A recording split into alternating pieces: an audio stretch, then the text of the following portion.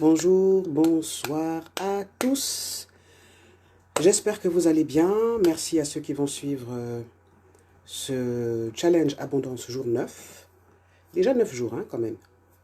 Donc merci d'être là. Merci à ceux qui vont regarder ce live et puis de laisser des commentaires, de poser des questions, de me dire si c'est compris, si toutes les notions que je vous enseigne avec plaisir tous les soirs vous permettent d'être dans la mentalité, dans l'énergie, dans la conscience de l'abondance, dans la conscience de la source que vous êtes. Voilà. Donc, je vais vous parler aujourd'hui d'une notion très importante. Déjà, il faut savoir que moi, je m'adresse, les personnes que j'accompagne en général, ce sont des personnes qui sont multipotentielles. Mais ces personnes multipotentielles, elles sont passionnées par plein de choses. Elles sont vraiment passionnées par plein de choses. Moi, je suis passionné par le journalisme, je suis curieuse de la nature humaine, je suis passionné par la psychologie humaine, par l'histoire, par la médecine quantique, par les mathématiques, par la géographie, euh, par les livres. En fait, tout m'émerveille. Bon, pas tout, mais il y a quand même des choses qui me branchent. Et la principale problématique des personnes multipotentielles, c'est que comme elles courent plusieurs lièvres à la fois, alors ça c'est ce que ma mère me disait, je me rappelle, ma mère me disait, je devais avoir à peine 11 ans, ma fille, on ne court pas après plusieurs lièvres à la fois. Elle avait raison parce qu'en fait j'étais curieuse de tout. Je butine ici, je vais ici, parce qu'en fait, je suis curieuse en fait. Ça, c'est une des particularités des personnes multipotentielles. Et le problème justement avec nous, c'est que alors qu'on est multipotentiel, alors que parfois on a un QI et un quotient émotionnel un peu au-dessus de la moyenne, eh bien ce n'est pas pour autant que nous réussissons notre vie. Ce n'est pas pour autant que nous réussissons mieux que les personnes qu'on va dire normales. Ok? Donc, ça, c'est vraiment le principal problème des multipotentiels. Ce sont des personnes qui sont passionnées par plein de choses, donc ils sont multitâches. Mais comment être multitâche, comment être multipotentiel et arriver à être productif en faisant des choses qu'on aime, en faisant des choses qui nous nourrissent. Voilà, donc ça, c'est le sujet que je vais aborder avec vous aujourd'hui. Bonsoir Julie, merci d'être là, merci eh bien d'être là tous les soirs en direct. C'est important justement d'être branché tous les soirs à 19h30 dans le groupe Coach Génie et également dans le groupe Programme Immersion, donc pour les personnes que j'accompagne. Alors la question c'est comment bien gérer son temps, comment être productif quand on est multipotentiel. Je ne sais pas si vous connaissez, bon, c'est vraiment quelqu'un de célébrissime parce qu'il a été président des États-Unis. C'est le général Dwight David Eisenhower. Eisenhower, vous connaissez sûrement. Quand on étudiait la Première et la Deuxième Guerre mondiale, il est là en fait. C'était un homme célèbre parce qu'il avait une productivité hors du commun. C'est un multipotentiel. Et ce qu'il a fait, c'est juste exceptionnel pour un homme, en fait. Bonsoir Carmen, merci d'être là. Donc, Eisenhower a été président des États-Unis. Ok, il a fait 2 mandats. Mais avant d'être président des États-Unis, il a été chef d'état-major, il a été commandant suprême des forces armées des États-Unis. Pendant qu'il était président, il a mené plusieurs programmes qu'il a mis vraiment, il a créé et il a mis ça au point. C'est-à-dire, c'est bien de commencer quelque chose, mais c'est encore mieux de terminer cette chose-là. Donc, Eisenhower était un multipotentiel. Ok? Donc, il a mené le programme de développement du système autoroutier américain. Dans nos pays où il y a une absence de route criarde, je pense que beaucoup d'entre nous, enfin les personnes qui nous gouvernent devraient se calquer à cette méthode en fait, de ce Eisenhower. Donc il a mené le programme de développement du système autoroutier américain. Il a lancé Internet. Allez, on est dans les années 1960. Il a lancé Internet DARPA. Bon, je ne sais pas ce que ça veut dire, mais en tout cas, avant que Internet puisse être accessible aux citoyens lambda, mais c'est d'abord l'armée qui a expérimenté Internet. Ok? Il a initié le programme d'exploration spatiale, la fameuse NASA. Et il a donné naissance à l'Agence internationale de l'énergie atomique. Donc, comment ce monsieur, cet humain, ben oui, il a pu faire tout ça au point que il est cité partout dans les écoles de guerre, de commerce, de management. Moi, quand j'ai fait mon école de coaching, eh bien, on m'a beaucoup parlé du général Eisenhower et de sa matrice. Okay, donc, il a créé la matrice de décision. Voilà, la matrice Eisenhower. Donc, c'est la matrice de décision. Alors, je vais vous montrer, je l'ai dessiné, mais je vais vous envoyer sur, ça ressemble un peu à ça, je ne sais pas si vous voyez. C'est un cadran avec 4 cases. Ok, je vais vous la mettre, je vais vous mettre un exemple de matrice dans le groupe. Ça peut vraiment vous aider.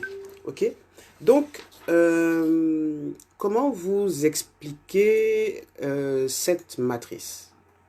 Donc les 4 cadrans, c'est quoi? Il y a 4 parties. Il y a la partie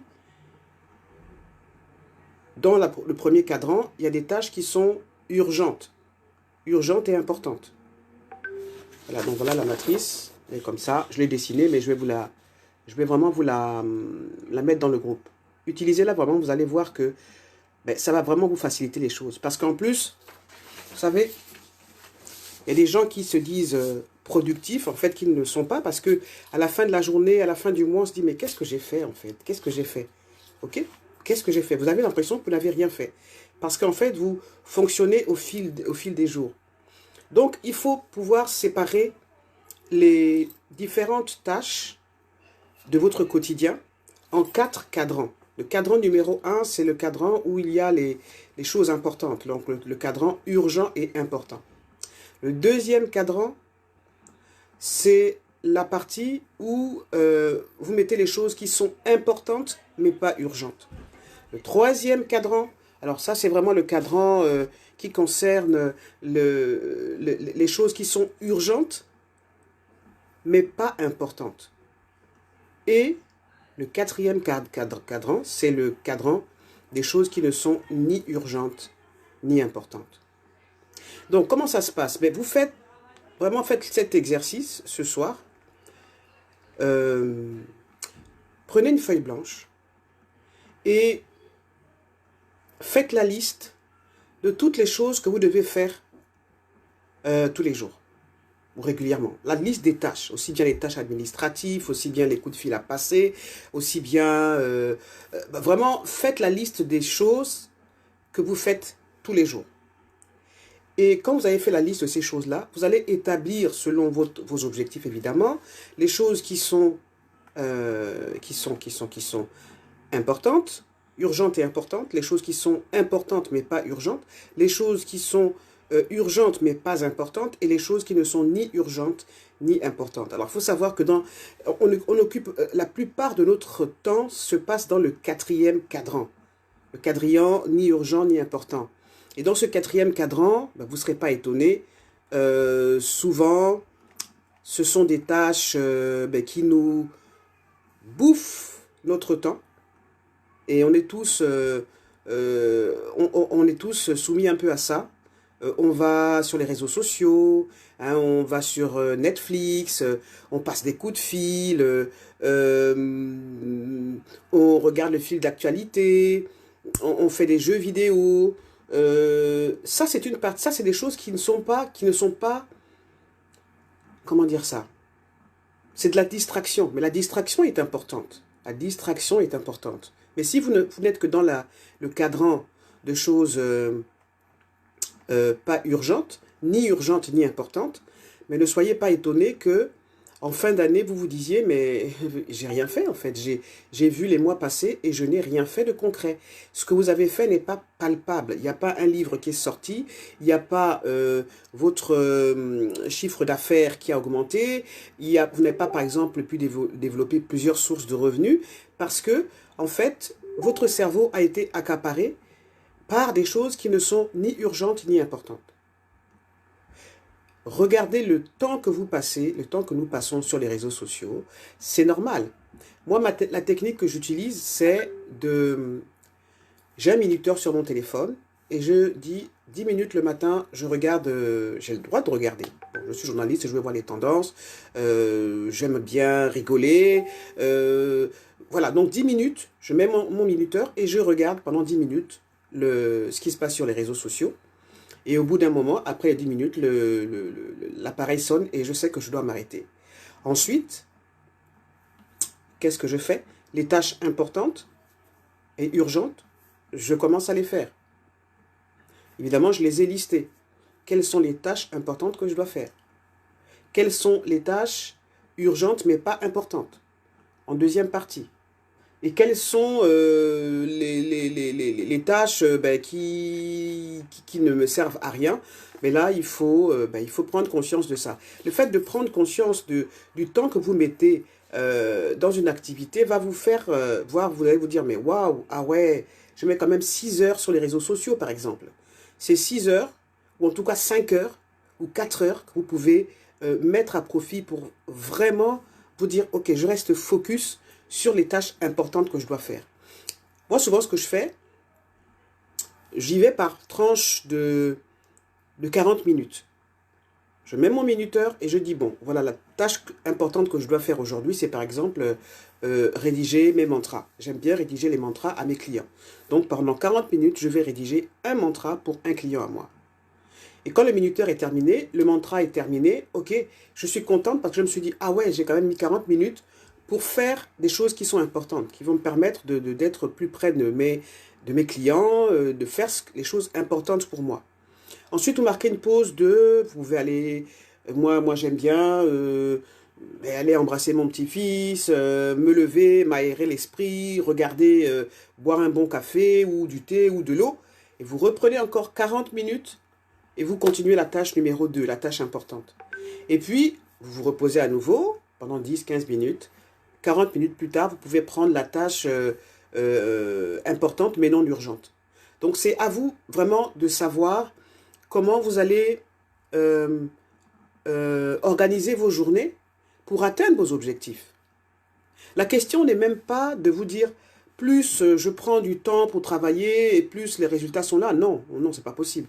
C'est simplement de vous dire 3 heures par jour ou 1 heure par jour. Commencez moi, j'aime bien la stratégie des petits pas. Commencez par faire des choses récurrentes, importantes, tous les jours, plutôt que de faire l'impossible. Faites des choses récurrentes tous les jours, les choses importantes tous les jours, même si ce n'est que 10 minutes. Vous vous concentrez sur ces choses-là, c'est 10 minutes. Si vous écrivez un bouquin, consacrez-vous 10 minutes à écrire un bouquin. J'écris mon bouquin 10 minutes tous les jours. Et pas vous dire, ah non, mais j'écris un bouquin et sans motivation, sans installer un certain rituel. Julie, je suis sûr que tu as sûrement un rituel d'écriture. Tu as écrit un très beau bouquin, un très gros bouquin. Donc ça demande vraiment de la maîtrise de soi, de voir les priorités. Donc c'est vraiment important.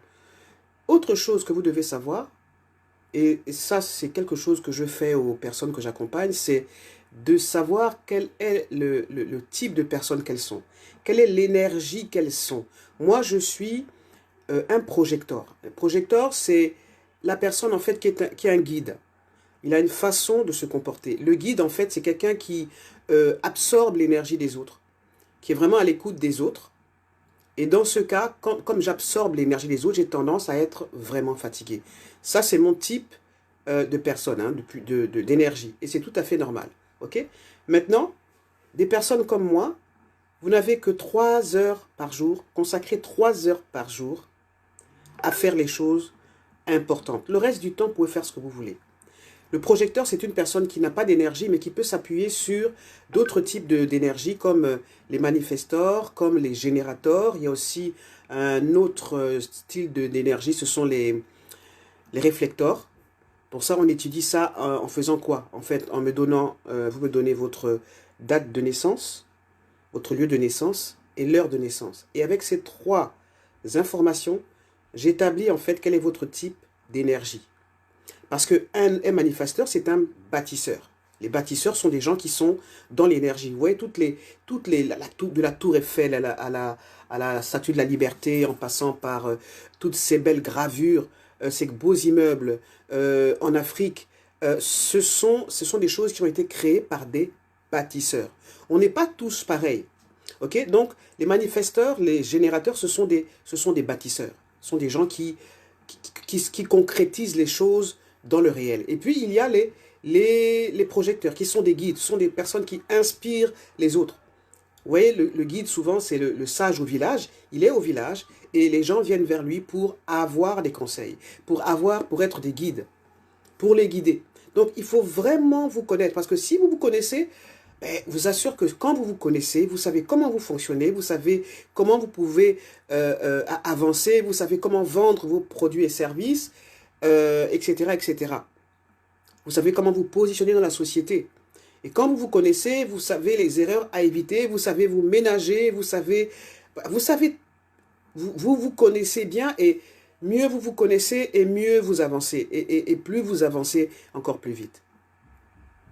Donc c'est vraiment important de se connaître pour pouvoir être productif. Il ne faut pas confondre être productif et être occupé. I am busy. Oh, je suis occupé, je suis occupé, je suis occupé. Occupé à quoi? Occupé à appeler la copine. Oh oui, ma chérie, tu te rends compte? C'est très bien. Mais n'oubliez pas que passer du temps au téléphone, à ne rien dire, c'est du temps que vous perdez pour faire des choses concrètes. Établissez un programme. Moi, je commence toujours par des choses vraiment qui me font plaisir. Ma routine, c'est, je regarde quelque chose qui me fait rire. Moi, le fait de rire, ça me met dans l'énergie de la joie. Je vous rappelle que l'argent et la joie, c'est la même énergie. L'extravagance, la fantaisie, c'est la même énergie. L'argent est attiré par les personnes qui vibrent la joie. Donc moi, je commence le matin en faisant mes mantras, en les écoutant, en étant câblé dans l'énergie que je veux être. Et puis je me mets dans l'énergie de la joie. Donc je me nourris de ça. On ne se nourrit pas seulement de pain, comme le dit la Bible, mais de toute parole qui vient de la bouche de Jésus. Mais en fait, on se nourrit aussi des différentes énergies. Si vous vous levez le matin, moi j'ai une cliente, on fait un gros travail pour que le matin, elle prenne conscience qu'en tant qu'être puissant, elle a la capacité justement de changer l'énergie. Ce n'est pas les gens ou les circonstances qui doivent changer votre énergie, vous mettre en colère, vous rendre triste. Non, quand on arrive vraiment à contrôler son être, quand on a conscience qu'en fait, en claquant les doigts, c'est un exercice à faire, hein, on peut dire, bon, ce matin, j'ai vraiment envie d'être dans l'énergie de la joie. Ce matin, j'ai vraiment envie de me sentir comme une déesse. Ce matin, j'ai vraiment envie de me sentir comme un futur millionnaire. Ce matin, j'ai vraiment envie de me sentir comme le président Macron. Ce matin, j'ai vraiment envie de me sentir comme le président libyen. Vraiment, vous pouvez, Muammar Kadhafi, vous pouvez vous mettre dans l'énergie même de personnes qui sont décédées, parce que l'énergie de ces personnes-là sont toujours là. Moi, j'aimais beaucoup me mettre dans l'énergie de Mandela. Voilà, quelqu'un qui sait prendre de la hauteur, de la stature. Donc, il suffit simplement de penser à ces personnes-là. Et c'est un exercice qu'on fait en coaching et qu'on m'a appris dans mon école de coaching. Donc, vous habillez le vêtement de la personne que vous admirez. C'est simple aussi, hein, pour mettre des photos des personnes que vous admirez dans votre espace de travail. Et du coup, quand vous Ouais, c'est comme les photos de mariage dans les bureaux. Quand vous voyez votre chéri, vos enfants, vous êtes content, vous dites, ah ouais, c'est pour ça que c'est pour eux que je me lève le matin. Donc vous avez le pouvoir de changer cette énergie-là, de changer une énergie négative et la transformer en énergie de joie, l'énergie que vous voulez avoir. Ok? Donc, moi, je commence par ça. Ensuite, je commence ma première tâche. Ok? Je marque une petite pause. Je continue avec ma deuxième tâche. Je marque une petite pause. Et je termine avec la troisième tâche. Donc, j'ai fait 40 fois 3 minutes. 40 fois 3, pardon. 40 minutes fois 3. Ça fait 120 minutes. Ok? Le sérieux fait fuir la joie. Ça dépend du sérieux. C'est une très bonne question, Julie. Il y a des personnes qui sont sérieux, mais qui ne se prennent pas au sérieux. Vous voyez? Il y a des personnes qui sont sérieuses, mais qui, dès qu'on leur fait une blague salace ou une remarque, elles se braquent. Elles regardent les gens de haut, ou elles sont frustrées, elles sont indignées, ou elles sont en colère, et elles se crispent. Donc, on peut être sérieux et ne pas se prendre au sérieux. Il y a par exemple des personnes, une personne qui est très très très très importante, qui était très importante en Afrique, et elle arrive en France parce qu'elle fuit un régime dictatorial, et elle est étonnée que, ben, arrivée en France, elle n'ait plus le même statut et la même ben, tous les honneurs qui lui étaient dus quand elle était au pays. Et quand elle croise une personne de son pays qui la prend un peu de haut ou ben, qui ne fait pas les salam alek, ce monsieur, il a pété un câble. Il dit, mais comment ça? J'ai quand même été ministre dans mon pays, je rencontre un compatriote, il me manque de respect. Vous voyez, on peut être sérieux et ne pas se prendre au sérieux. On peut être sérieux comme ce ministre-là et trop se prendre au sérieux. Vous n'allez pas attirer, en tout cas, c'est pas de la joie, c'est de l'ego. C'est tout à fait normal aussi, hein? C'est tout à fait normal, c'est normal de ressentir ces émotions-là. Mais encore une fois, une émotion, c'est une messagère. C'est une messagère, c'est une émotion, c'est comme une personne qui vous envoie un message pour dire si tu te sens mal, c'est parce que tu ne comprends pas que il faut maintenant dépasser cette étape de te croire comme au sommet. Il faut que tu réapprennes, il faut que tu réapprennes à, il faut que tu descendes d'un cran. Si tu veux t'adapter dans ce pays qu'est la France, il va falloir que tu regardes les choses différemment. Moi, j'étais conseiller économique et social au Gabon, directrice des programmes. J'avais une écharpe, hein, quand on est conseiller économique et social. J'avais une voiture, une Mercedes que je conduisais. C'était très bien. Mais quand j'arrive en France, j'ai bien compris que, ah non, Dieki, tu auras plus... Au Gabon, il suffisait que j'appelle pour que les choses soient faites. Mais quand je suis arrivé ici, j'ai bien eu conscience que la voiture de luxe, c'était terminé. Je vais la garer où? Il fallait prendre des transports comme tout le monde, il fallait faire les démarches comme tout le monde.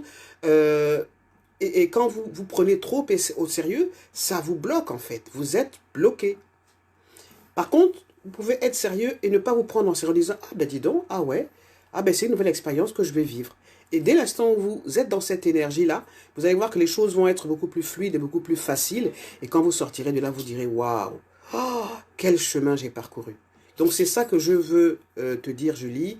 Pour répondre à ta question, le sérieux fait fuir la joie. Oui, les personnes qui sont toujours là, tiennent à leur statut. Oui, c'est bien tout ça, mais en France, enfin, en Occident, ce qu'on apprend, c'est que tu peux être le roi en Afrique ou le grand ministre pour qui on s'agenouille. En Europe, les choses sont tout à fait différentes. Et si vous vous prenez trop au sérieux, vous allez vous ramasser des murs, en fait. Est-ce que j'ai répondu à ta question, Julie?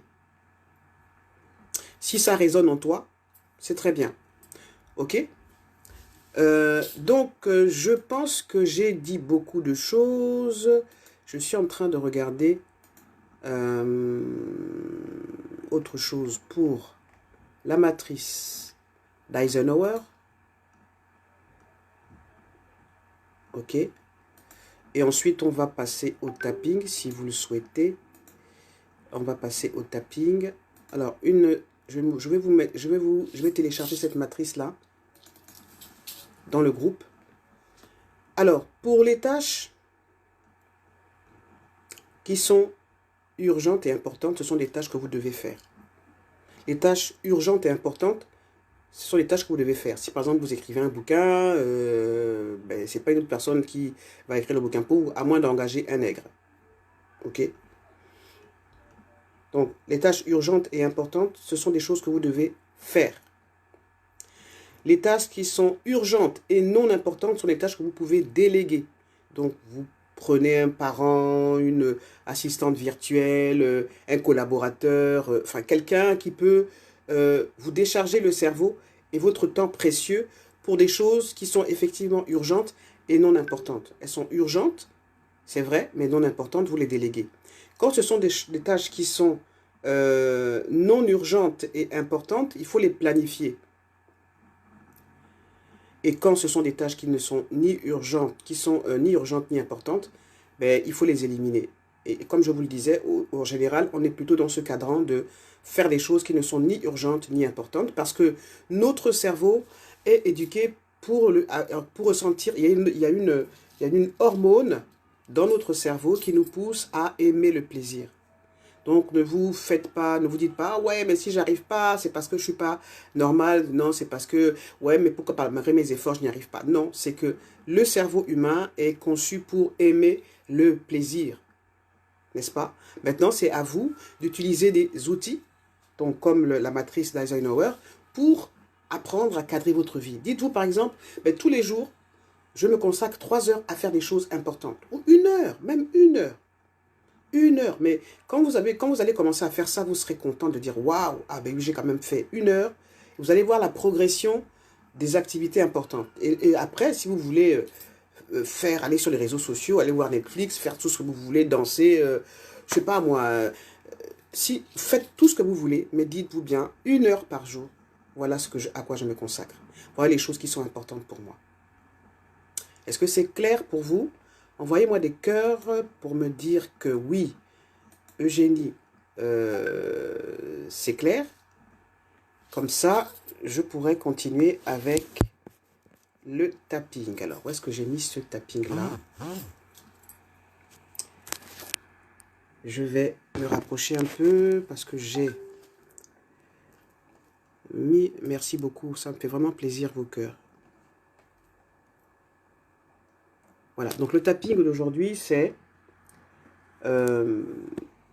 comment arrêter de s'auto-saboter. Merci beaucoup pour vos cœurs, ça me fait vraiment plaisir. Comment arrêter de s'auto-saboter? Ça s'appelle de l'auto-sabotage, hein, c'est-à-dire que vous dites, ah oui, mais je vais faire ça, oui, je vais faire ça, vous voulez faire ça, et puis vous commencez à... Ok 1 heure, 2 heures, 3 heures, 4 heures plus tard, et puis il ne se passe rien, et puis en fin de journée, vous êtes déçu, quoi. Vous dites, mais pourquoi les autres avancent et moi je n'avance pas? C'est de l'auto-sabotage. Et donc, avec le tapping, vous pouvez justement vous débarrasser des nœuds, des choses coincées à l'intérieur de vous qui vous empêchent justement d'avancer et d'être productif. Ok? Donc, on va commencer. Le point karaté. Le point karaté, c'est... Même si je m'auto-sabote en permanence en faisant des choses inutiles, et vous citez les choses qui sont inutiles, hein. Vraiment, quelles sont les choses inutiles qui m'empêchent d'être productif? Quelles sont ces choses inutiles qui m'empêchent d'être productive? Réfléchissez à toutes ces choses qui vous empêchent d'être productif, qui prennent votre temps et votre argent. Même si j'ai tendance à m'auto-saboter, à faire des choses inutiles, je choisis d'accepter que je réussis. Même si j'ai tendance à faire des choses non productives, comme par exemple donner des exemples, citer des exemples. Je choisis maintenant d'accepter que je réussis. Même si j'ai tendance à m'auto-saboter, en faisant chaque jour des choses qui ne sont pas utiles pour mon commerce, pour mon affaire, pour moi, pour mon argent, je choisis d'accepter que j'ai réussi.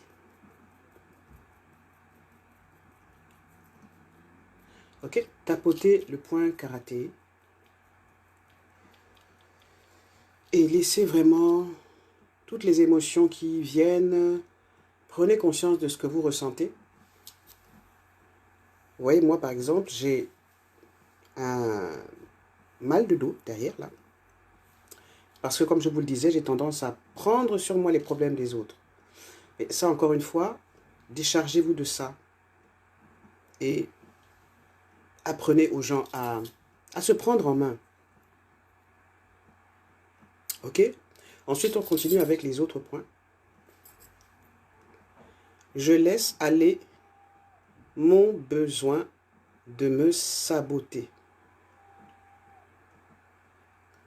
Je laisse aller mon besoin de me saboter.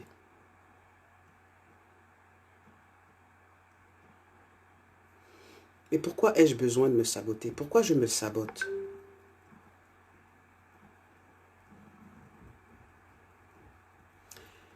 Qui est-ce que j'ai peur de dépasser en réussissant? Qui est-ce que j'ai peur de dépasser en réussissant?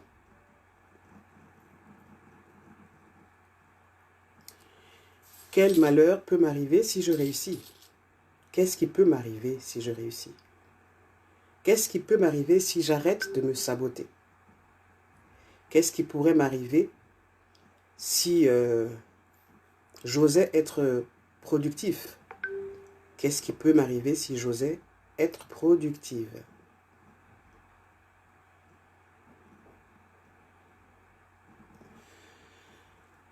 Je choisis d'accepter à quel point je réussis.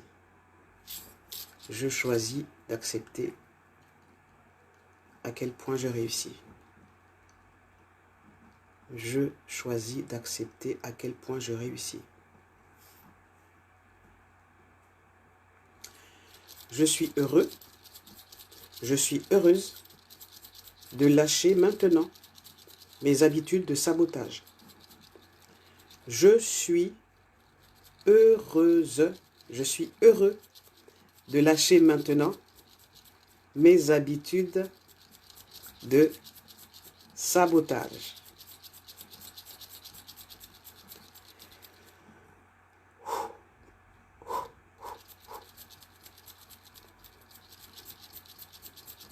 Ok, faites-le régulièrement avec vos mots à vous.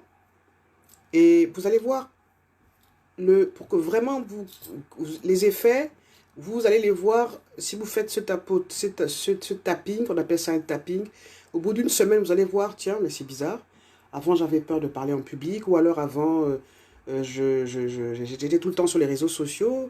Qu'est-ce qui est en train de se passer? Et c'est que cette technique, en fait, vous recadre dans votre alignement. Elle vous remet dans votre alignement. Okay? Elle est en train de détruire les programmes conscients et inconscients que vous avez mis en place. Et cette technique donc de tapping permet de déprogrammer les mauvais programmes. C'est comme un ordinateur. Vous voyez dans votre ordinateur, dans le disque dur, il y a des virus. Et c'est exactement comme ça que ça fonctionne. Ce tapping, dès que vous ciblez votre problème, il va justement aller toucher le problème et le dénouer en fait. Mais il faut faire le tapping pendant minimum 21 jours. Moi, souvent, ce que je fais avec mes clients, c'est que quand je leur fais un tapping ou un mantra, ils le font pendant minimum 21 jours. Et puis, il y a un deuxième mantra qui vient, un troisième mantra qui vient. Et en fonction de comment vous réagissez, vous pouvez reprendre le premier, le deuxième, le troisième. Vous allez voir des choses qui vont complètement changer. Je voudrais finir vraiment pour vous montrer la puissance de cet outil, le tapping et les mantras. Citer l'exemple d'un client que j'aime beaucoup, il s'appelle Alexis. Alexis est venu me voir au mois de décembre dernier. Il avait un gros problème avec le temps. Il vient me voir à Vox Africa, il me dit, Eugénie, j'ai un gros souci. Avec le temps, depuis plus de 20 ans, j'arrive toujours en retard. Alors imaginez, on dit que c'est la maladie des Africains, mais lui, il a dit, non, là, c'est vraiment un problème, puisque c'est un homme politique, c'est un chef d'entreprise, et c'est quelqu'un qui est leader dans sa communauté. Donc je l'écoute, je dis, ok, il n'y a pas de souci. Je lui fais un mantra, et le mantra a consisté à aller vraiment parler à la partie de lui, la partie divine de lui, à qui j'ai demandé, à qui j'ai posé la question de savoir, que j'ai mis en lien avec lui, la personne humaine et sa partie divine. Ok? J'ai permis que les deux êtres puissent se réconcilier. Pourquoi on est déconnecté de la partie divine en nous? C'est à cause des croyances. Hein. On nous a mis beaucoup dans l'ignorance. On nous fait croire que nous sommes des créatures. Nous le sommes. Aux yeux de Dieu, nous sommes des créatures. Mais nous sommes aussi des co-créateurs avec Dieu. N'est-ce pas? Nous sommes à l'image de Dieu. Mais ce qu'on ne nous dit pas souvent, c'est qu'on peut créer sa propre vie. On n'est pas soumis forcément au diktat des circonstances, du destin, du malheur. Ça, c'est ce qu'on nous a fait croire. Donc, je suis allé communiquer avec la partie divine de lui. Il a écouté son mantra pendant 30 jours avec assiduité. Et depuis,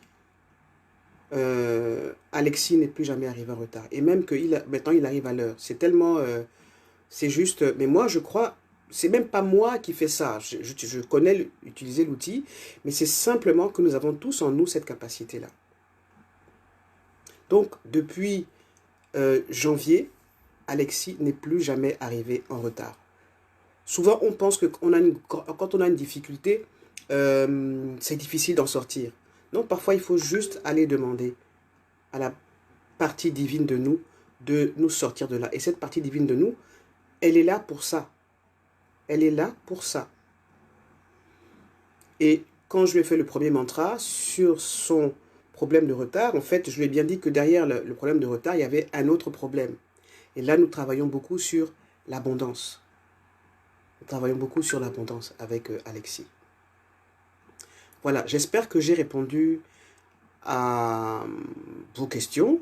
Je vous remercie vraiment de regarder ce challenge. Donc, on est au jour 9. Donc, c'est le challenge abondance. Pratiquez les tappings. Choisissez ce que vous voulez. Et pratiquez-le. Soyez assidus. Et vous allez voir qu'il y aura vraiment des résultats. Je vous remercie pour vos cœurs. Et on se retrouve demain à 19h30.